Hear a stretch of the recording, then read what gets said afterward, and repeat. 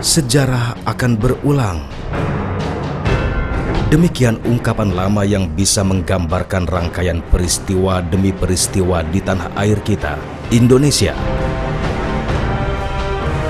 Pada masa lalu, sejarah yang berulang itu adalah perang.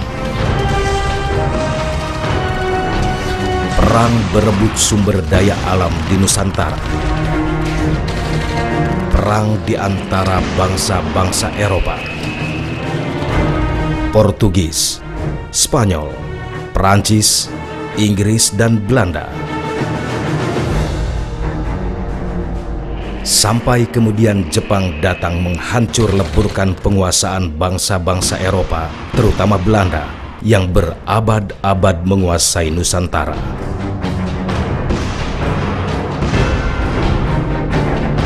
Dengan kemampuan militer dan strategi perang yang luar biasa, Jepang mengorbankan Perang Asia Pasifik. Mereka kemudian menjadi penguasa tertinggi Indonesia.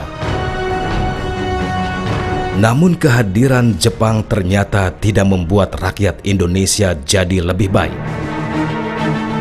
Penderitaan dan kesengsaraan terulang. Zamrud Khatulistiwa, surga di belahan timur dunia ini, kembali jatuh ke tindasan penjajahan.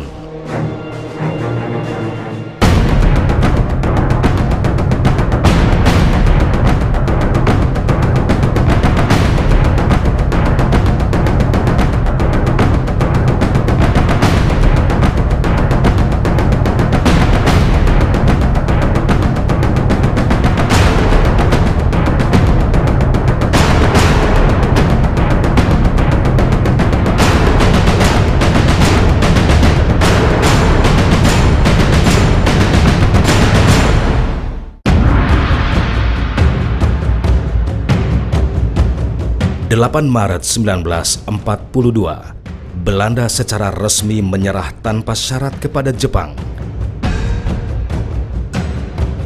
Negeri matahari terbit itu kemudian menguasai seluruh wilayah bekas jajahan Belanda.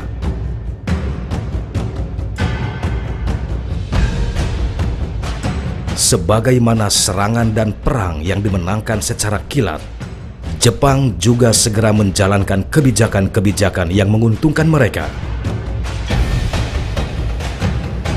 Tujuan Jepang menguasai negeri ini tidak lain adalah mendayagunakan seluruh sumber daya alam dan manusia Indonesia untuk mendukung kebutuhan perang mereka melawan sekutu.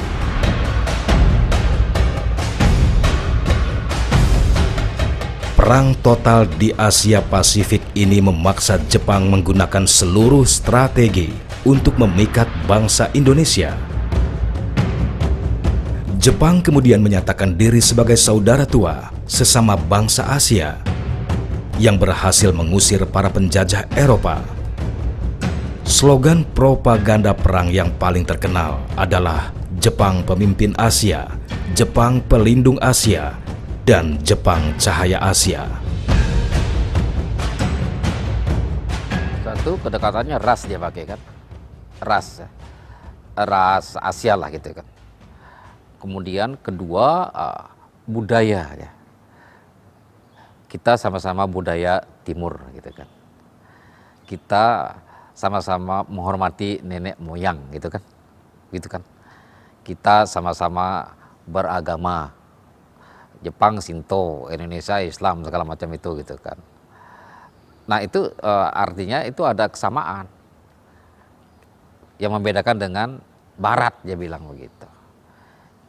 Jadi rasionalisme Timur itu yang dipakai, bukan rasionalisme Barat oleh Jepang itu. Setelah propaganda dirasa cukup oleh pemerintah Jepang, maka mereka mulai melakukan kebijakan mobilisasi massa. Masyarakat desa menjadi sasaran utamanya karena dinilai lebih potensial daripada masyarakat perkotaan. Salah satu bentuk mobilisasi ini adalah pelatihan ketahanan desa.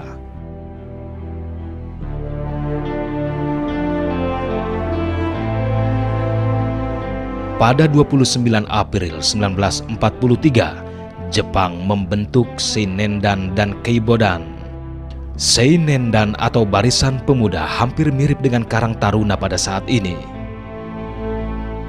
Sedangkan Keibodan adalah organisasi keamanan desa atau hampir sama dengan Siskamling di masa sekarang.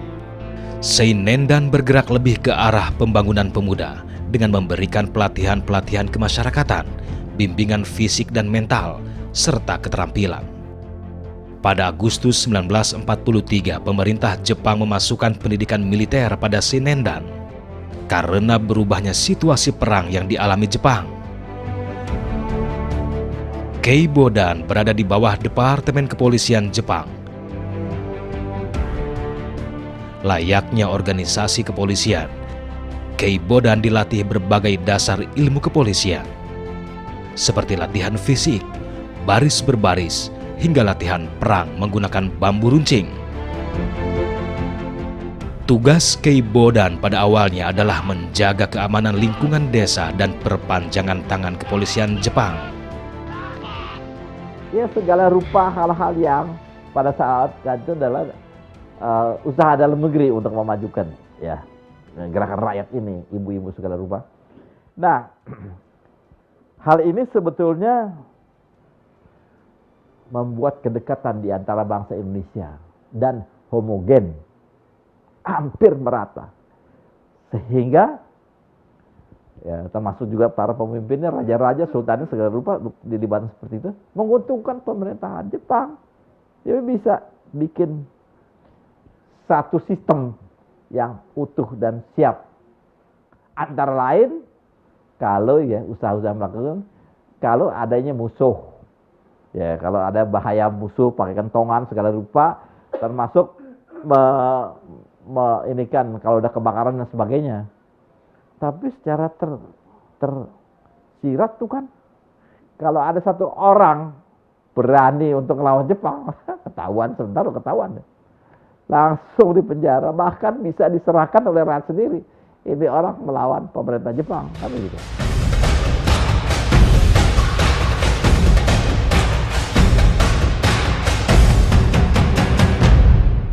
Tahun 1943 adalah tahun di mana Jepang mulai melakukan pendekatan kepada tokoh-tokoh pergerakan Indonesia. Jepang membentuk beberapa organisasi untuk mewadahi mereka. Putera atau Pusat Tenaga Rakyat terbentuk pada 16 April 1943. Tujuan terselubung organisasi ini adalah untuk membujuk kaum nasional agar mau memberikan sumbangsih tenaga dan pemikiran pada pemerintahan Jepang. Putera diprakarsai oleh Soekarno, Hatta, Ki Hajar Dewantara, dan Mas Mansur. Berbagai kegiatan Putera dipublikasikan melalui media propaganda Jepang.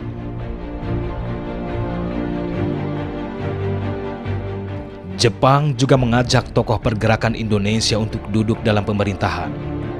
Pada September 1943, Soekarno kala itu menjabat sebagai Ketua Chow Sangiin atau Dewan Pertimbangan Pusat yang bertugas memberikan masukan di segala bidang kepada pemerintah Jepang di Indonesia.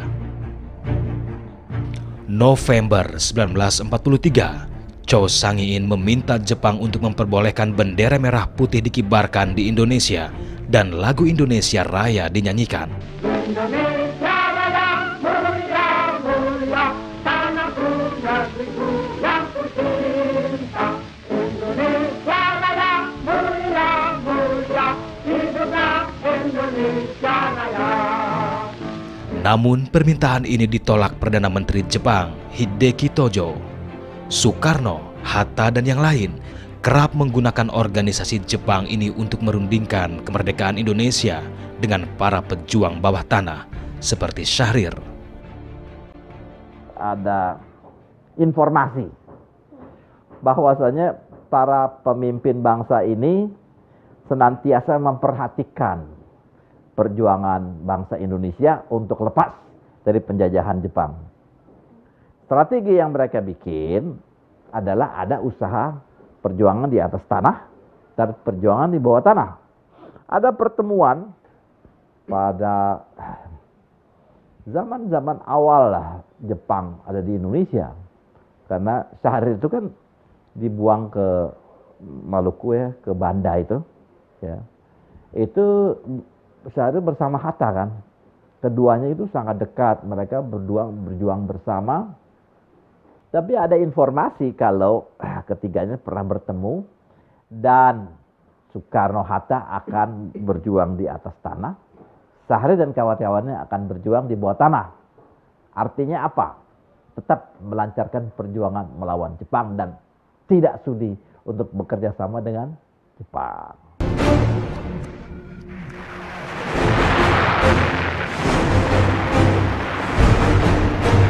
Pertengahan tahun 1943 menjadi tahun sulit bagi Jepang dalam Perang Asia Timur Raya. Sekutu mulai menyerang wilayah Jepang di Indonesia. Mereka ingin mengambil wilayahnya kembali.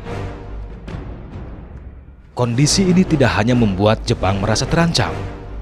Rakyat Indonesia juga merasa terancam karena merasa penjajahan akan datang kembali jika sekutu menguasai Indonesia.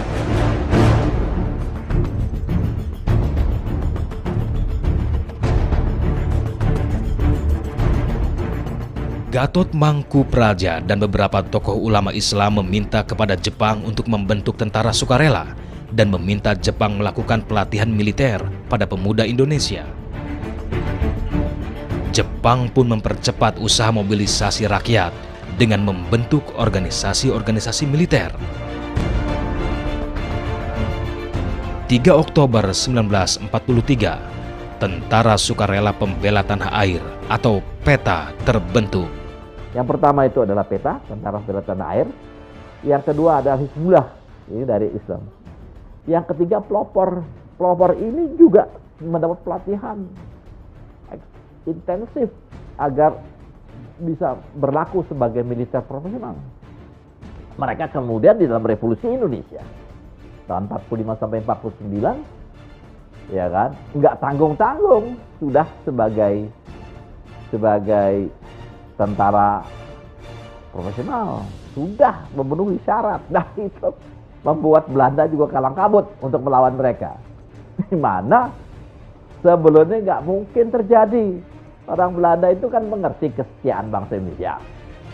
Sebelumnya pada 2 September 1942, Markas Besar Angkatan Darat Kekaisaran Jepang menginstruksikan pemerintah militer Jepang untuk membuat pasukan pembantu tentara Jepang di Indonesia.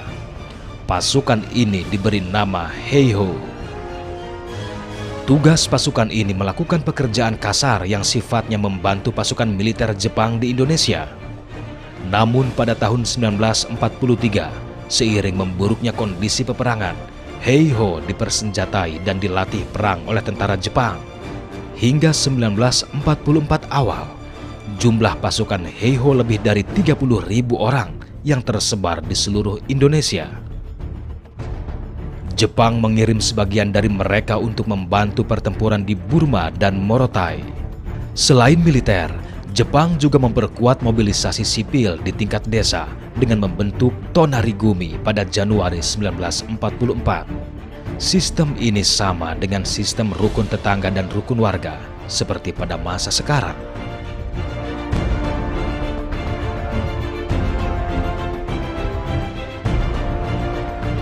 Sistem ini bertujuan memudahkan pengawasan terhadap masyarakat desa, sehingga Departemen Keamanan dapat dengan mudah menghalau mata-mata sekutu atau golongan separatis yang akan melakukan pemberontakan. Beberapa bulan pasca dibentuk, Tonarigumi mengalami alih fungsi. Jepang menggunakan lembaga ini sebagai agen penyalur tenaga kerja paksa, Romusha. Romusha adalah bentuk kerja paksa yang dilakukan Jepang sejak Mei 1942. Jepang menggunakan tenaga rakyat sebagai buruh pekerja umum, buruh pabrik, buruh perkebunan, dan pertambangan milik Jepang yang ada di luar Jawa dan Asia. Romusha menjadi gabungan dari program pemerataan kekuatan penduduk dan pemanfaatan tenaga kerja. Soekarno juga pernah tergabung dalam program ini sebagai Romusha di Bayah, Banten selama beberapa hari.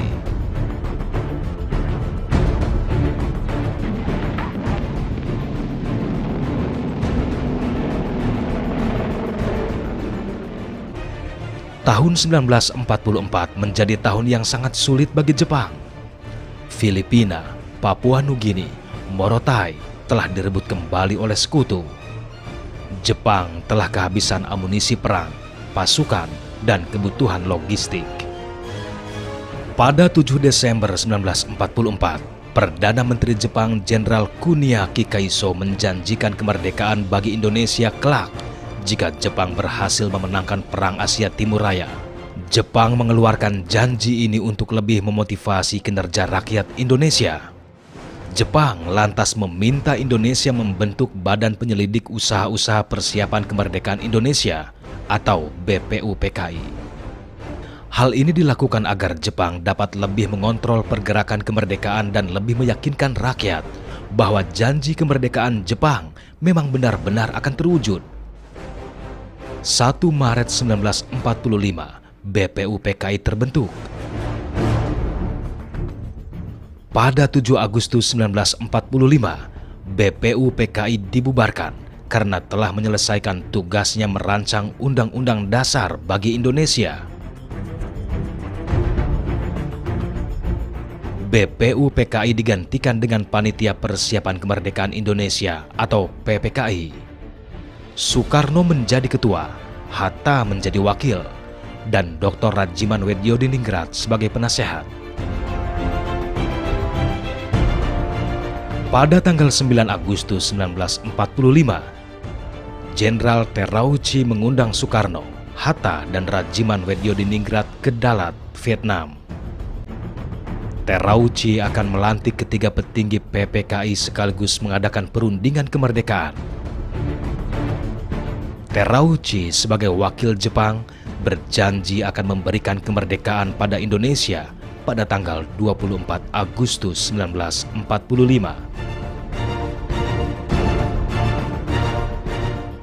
Sepulang dari Dalat, tersiar kabar bahwa pada hari yang sama Jepang telah menyerah pada sekutu. Peristiwa pemboman kota Hiroshima dan Nagasaki pada tanggal 6 dan 9 Agustus 1945 menjadi latar belakangnya.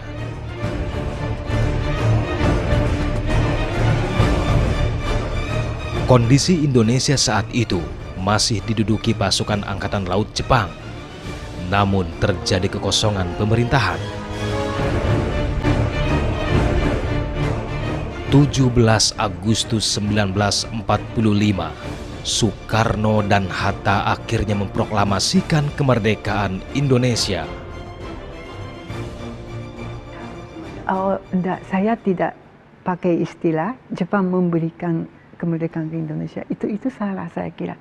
Itu kemerdekaan Indonesia itu memang direbut sendiri oleh Indonesia karena begini, pada waktu Jepang menyulah, Jepang disuruh berhenti rencana memerdekakan Indonesia secara total oleh sekutu. Ini salah satu syaratnya. Jadi Jepang tidak boleh meneruskan rencana memerdekakan Indonesia. Dari sebelum itu memang sudah ada rencana toh di sini diadakan persiapan untuk kemerdekaan dan naskah-naskah untuk Undang-Undang Dasar, Pancasila dan sebagainya itu sudah disediakan. Tetapi pada waktu Jepang menyulah pada tanggal 15 Agustus, Jepang harus stop semua proses itu. Memang itu syaratnya dari sekutu. Jadi Jepang berhenti membantu Indonesia pada saat itu. Ya, jadi proklamasi kemerdekaan Indonesia yang dilakukan pada tanggal 17 Agustus itu dengan inisiatif orang Indonesia sendiri yang menentang keinginan Jepang waktu itu.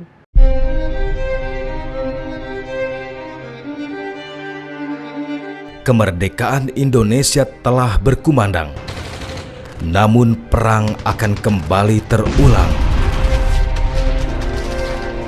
Kekalahan Jepang pada Perang Asia Pasifik tidak lain adalah kemenangan sekutu, termasuk Belanda yang sebelumnya telah terusir dari bumi Nusantara. Belanda datang lagi, Mereka ingin mengulangi kembali kenikmatan menjajah dan menghisap sumber daya alam Indonesia. Sementara api revolusi telah menyala di jiwa bangsa Indonesia. Bangsa ini telah belajar banyak dari sejarah hitam di bawah tindasan penjajahan yang tidak berperi kemanusiaan dan peri keadilan. Kini pilihannya adalah merdeka atau mati. Dan dimulailah kisah berikutnya perjuangan bangsa. Perjuangan untuk mempertahankan kemerdekaan Indonesia.